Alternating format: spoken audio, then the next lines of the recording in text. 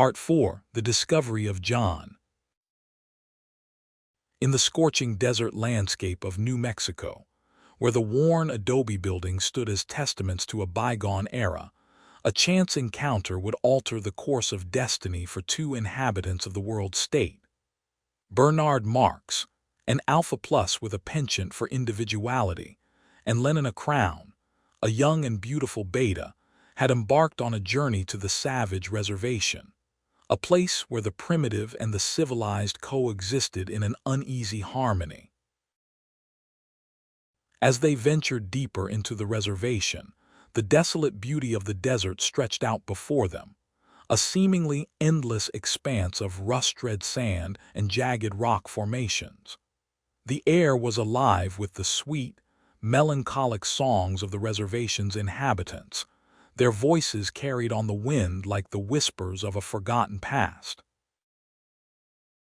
It was here, amidst the crumbling ruins of a long-abandoned culture, that they stumbled upon a young man, his eyes burning with an inner fire that seemed to defy the very fabric of the world state.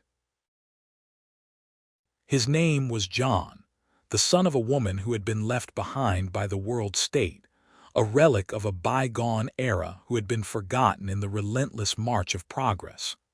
As Bernard and Lenina approached him, they were struck by the intensity of his gaze, a piercing blue that seemed to bore into their very souls. His features were strong, chiseled, and yet there was something vulnerable about him, a sense of fragility that belied the fierce passion that burned within. As they conversed with John, they began to grasp the full extent of his unique perspective on the world. Raised in isolation, without the benefit of the world state's conditioning and indoctrination, John's mind was a maelstrom of conflicting emotions, a battleground where the primal and the civilized clashed in a struggle for dominance. He was both fascinated and repelled by the civilized world of the world state, drawn to its promise of comfort and security, yet horrified by its emptiness and superficiality.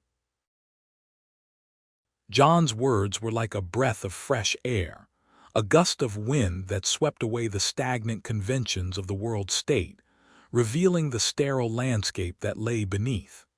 He spoke of Shakespeare and the Bible, of poetry and passion, of love and loss, his voice weaving a spell that entranced and unsettled Bernard and Lenina in equal measure.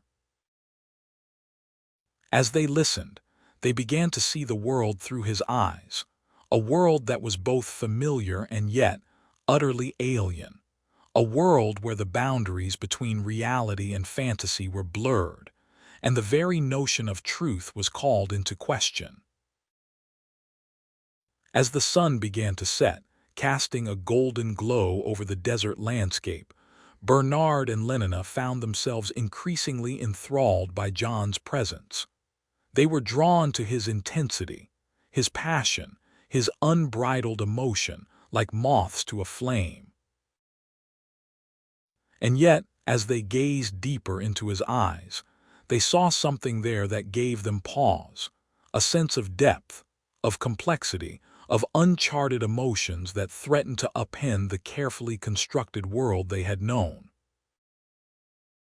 The world state, with its rigid castes and its predestined roles, its endless pleasures and its carefully calibrated distractions, seemed pale and insipid in comparison to the rich, vibrant tapestry of John's inner world.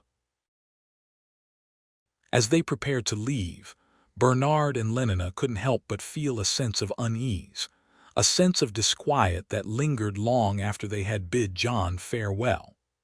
They had caught a glimpse of a world beyond the boundaries of their own, a world that was both captivating and terrifying, a world that threatened to disrupt the delicate balance of their own existence.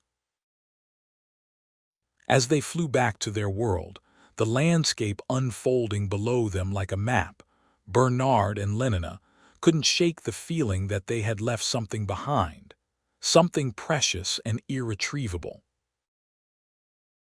They had discovered a new world, a world that existed beyond the confines of their own, a world that was both beautiful and brutal, a world that would haunt them for the rest of their days.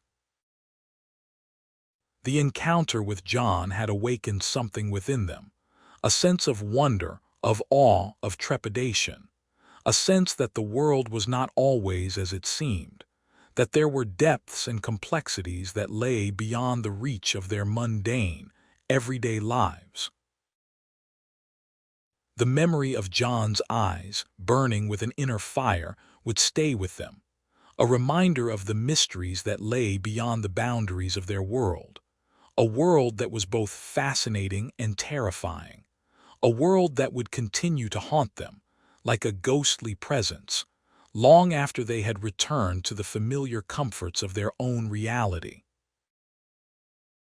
The discovery of John had opened a door that led to a new world, a world of possibilities and terrors, a world that would challenge everything they thought they knew about themselves and their place in the universe.